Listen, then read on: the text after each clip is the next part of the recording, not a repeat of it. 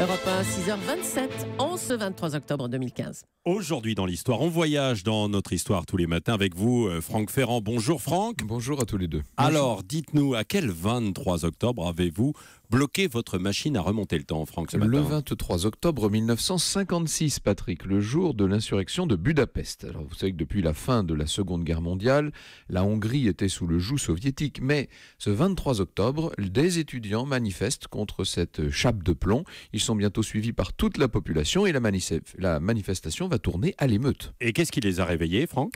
Le contexte, vous savez, 3 ans plus tôt, Staline est mort. Après quoi, Khrouchtchev, le premier secrétaire du Parti communiste soviétique, a publié son fameux rapport contre les méthodes du défunt tyran, une concession qui était complètement impensable à l'époque.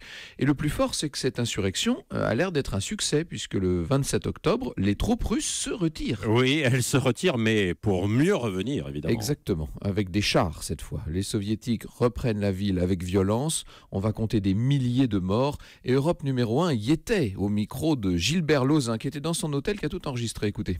Il tire à la mitrailleuse, vous entendez les balles qui claquent contre le mur. Vous entendez le bruit des chars. Les gens dans l'hôtel sortent doucement. Il est en train de tirer sur l'hôtel, je suis navré, j'arrête le magnétophone.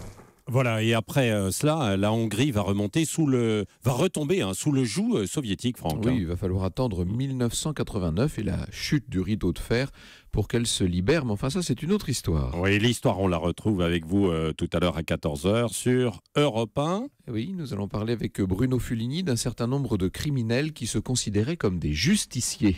Au cœur de l'histoire, c'est à 14h sur Europe 1. Merci, Franck. Bonne journée.